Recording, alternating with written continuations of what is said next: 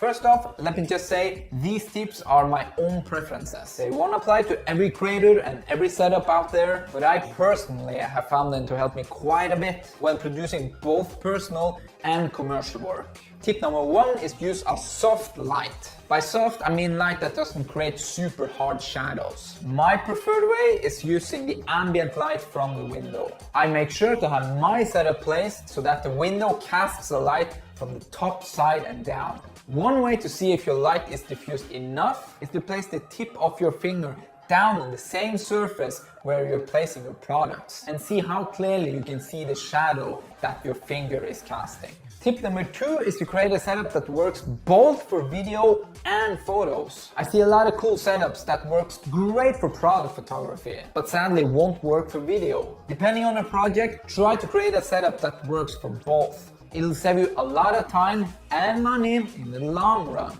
Tip number 3 is when in doubt, less is more. It's hard to get specific on this tip because it's really just a leap of faith. But let's compare it to making food. When cooking a dish, it's more important to have a few high quality ingredients and preparing them well than it is to just throw in a ton of different ingredients and spices that basically just drowns the essential taste of the dish. Me personally, I would rather spend more energy on getting light, color and composition correct than buying a lot of props. But don't be afraid to experiment, because it is a creative field.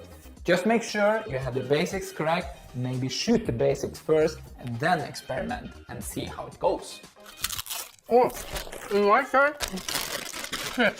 Alright, that was awesome. Tony, thanks for the great tips. So we all have different styles of creating a product video. Here is an example of a product video I shot at home. Ready for that?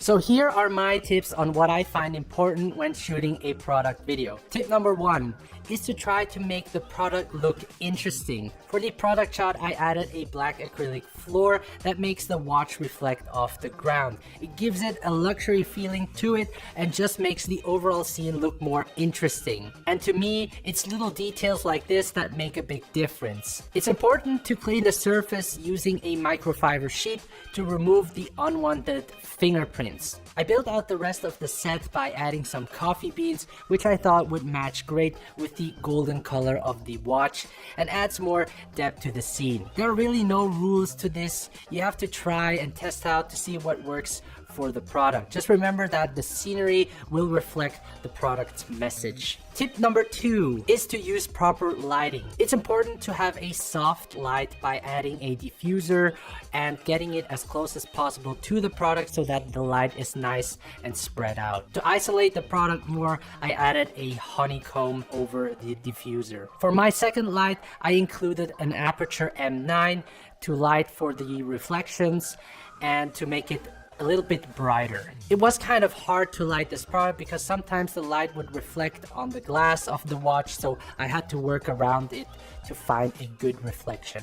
I added a third light to brighten the other side to make it look evenly lit. Try experimenting around and shape your light in a way that makes the product stand out more. For my last tip, tip number 3 is to add movement to the product. Under the platform, I added a motorized turntable that allows the product to rotate smoothly. You can also buy a cheap turntable in IKEA if you are on a budget. For the smooth push in and slide shot, I used the iFootage Shark Slider. It's important to try to get as many different shots as possible to have more option in post. Everything was shot on the Sony a7 III in 4K, 25 frames per second and 1080p 50 frames per second using the Sony 24-105 f4. If you shoot in 4K, you have the option to do some digital push-in or moves and speed ramps. I believe that it's easier to shoot videos of people than of products because a product doesn't move,